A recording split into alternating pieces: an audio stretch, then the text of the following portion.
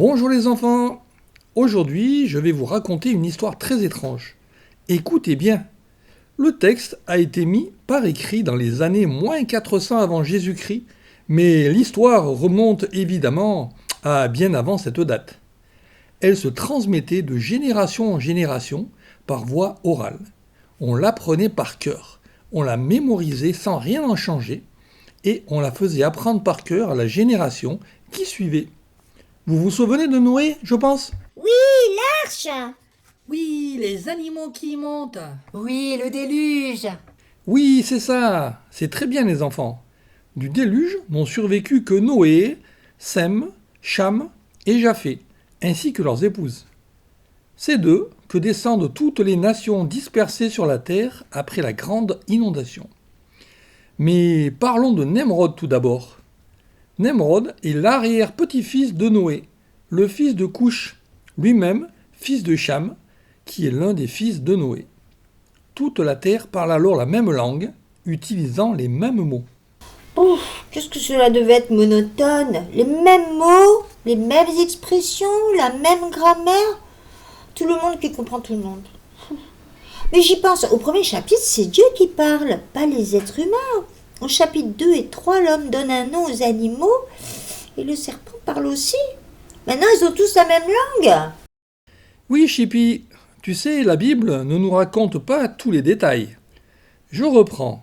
Au cours de leur déplacement vers l'Est, les hommes, les petits, ont découvert une plaine en Mésopotamie et, tout contents, s'y sont installés. Mésopotamie, ça veut dire quoi? C'est un mot grec qui signifie « au milieu d'un fleuve ». Regardez sur la carte. En Mésopotamie, donc, ils ont fait des briques, les ont fait cuire et les ont collées entre elles avec du bitume. Faire des briques, c'est pas un peu répétitif? C'est un vrai travail d'esclave. Du bitume? Ce qu'ils ont utilisé pour construire l'arche. Exactement, au point que dans le livre suivant de nos Bibles, au livre de l'Exode, c'est précisé qu'ils font des briques lorsqu'ils sont esclaves. Et puis, c'était les technologies de construction les plus avancées de l'époque, dont ils étaient très fiers. Mais revenons à Nemrod. Un jour, des passants remarquèrent le vaste chantier qui se mettait en place, et cela les intrigua.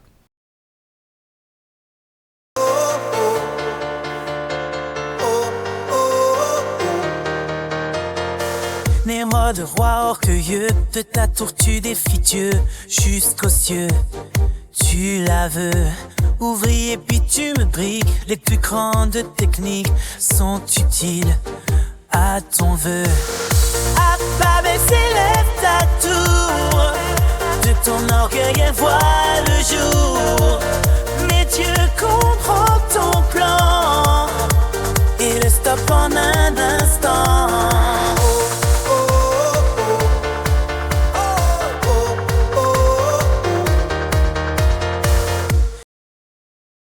Qu'est-ce qui se passe? Qu'est-ce qu'on construit d'après vous?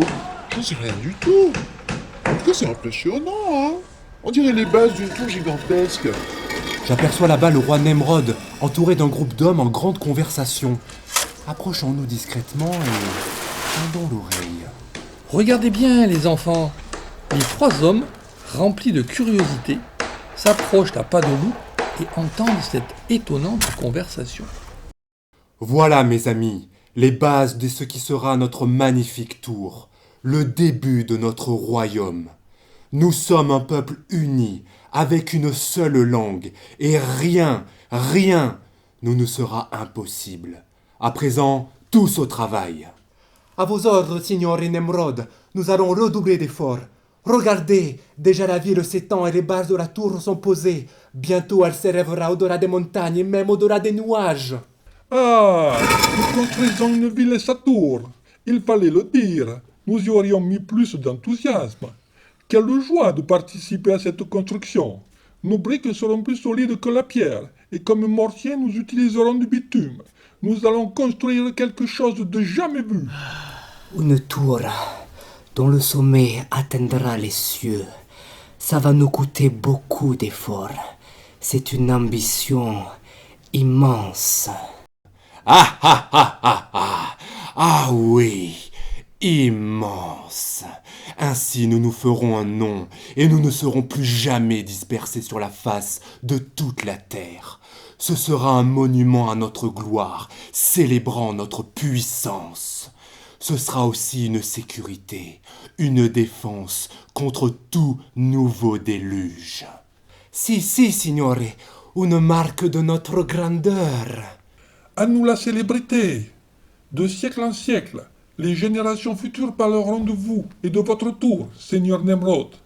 Et vous serez glorifiés jusqu'à la fin des temps. Excusez-moi, mais est-ce que ce projet ne va pas à l'encontre de la volonté de Dieu? Ne serait-ce pas de l'orgueil? Comment ça, de l'orgueil? Mais pas du tout. C'est de la prévoyance. En construisant cette tour, nous nous élevons. Elle sera notre force et garantira notre sécurité. Unis à toi, ils ne voient pas le danger. Une seule langue pour les diriger. Une folie que cette grande idée vers un bienfait. Ils croient pas de bonheur sans humilité. Dieu doit bloquer leurs péchés. À Babel s'élève ta tour. De ton orgueil elle voit le jour. Mais Dieu comprend ton plan et le stoppe en un instant.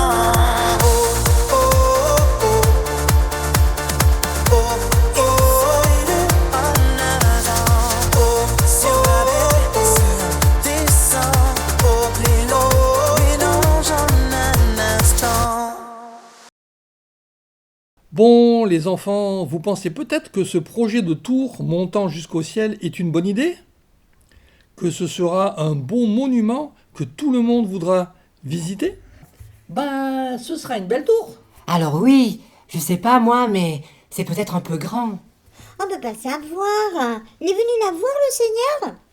Eh oui, le Seigneur est descendu voir ce qui se passait, et ce n'était pas du tout à son goût. Vous voulez dire, Moïse, que c'était pas conforme à sa volonté?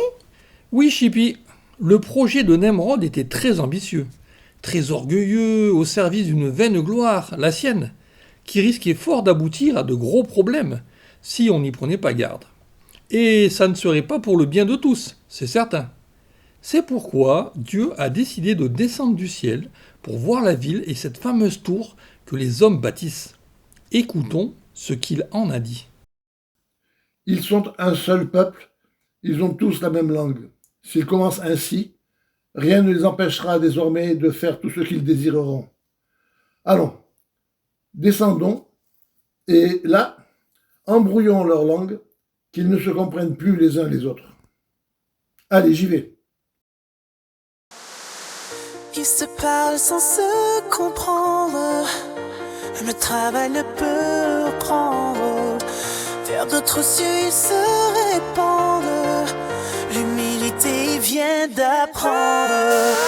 À Babel s'élève ta tour. De ton orgueil elle voit le jour. Mais Dieu comprend ton plan et le stoppe en un instant.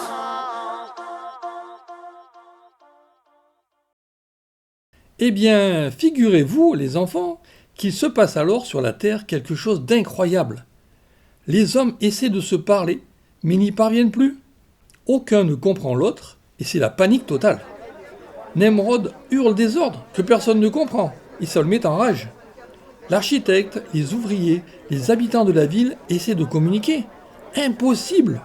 La ville tout entière devient un immense tumulte, une confusion totale. Hey, are you going to get moving? The construction is beyond schedule. Pourquoi il hurle comme ça? Qu'est-ce qu'il dit? No entiendo nada. Nimrod está agitado. Grita. Debe ser algo de serio. Pero yo no entiendo nada. Guards, put them back to work. Ma cosa sta facendo con le sue guardie? Spaventura tutti!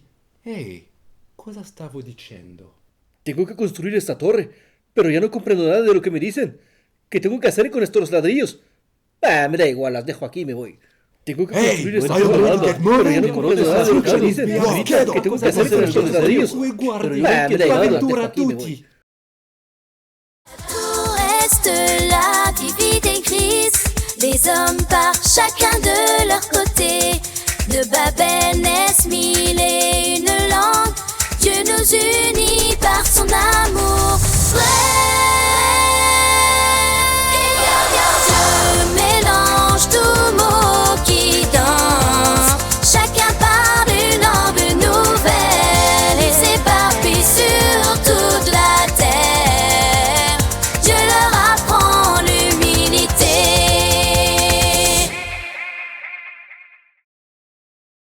Eh bien oui, les enfants, c'est bien ce qui s'est passé. Dieu a dispersé les hommes loin de là, sur la face de toute la terre, et ils ont dû abandonner tout de suite la construction de la ville et de la tour. C'est pourquoi on l'appela Babel, qui signifie en hébreu confondre, brouiller, mélanger.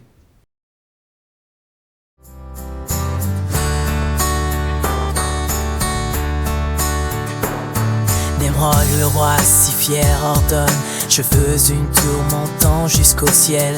Défie à Dieu, elle sera connue pour toujours. Des ouvriers, des briques du bitume, un chantier immense commence. À Babel, la tour s'élève, et Dieu voit l'orgueil trop grand. Un seul langage, un seul plan, il va tout changer en un instant, en un instant. Dieu regarde en haut la vie, ils sont unis d'une même langue, et sans lui rien ne les arrête. Leur folie va aller trop loin. Pour les sauver de leurs péchés, Dieu décide de bloquer ce projet. À Babel, la tour s'élève, et Dieu voit l'orgueil trop grand. Un seul langage, un seul plan, il va tout changer en un instant.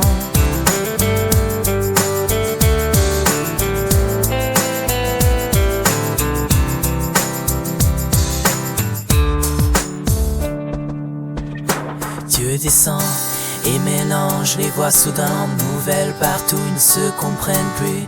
La tour s'arrête, tout s'enfuit, dispersé sur toute la terre. Leçon d'humilité pour l'éternité. À Babel, la tour s'élève, et Dieu voit l'orgueil trop grand.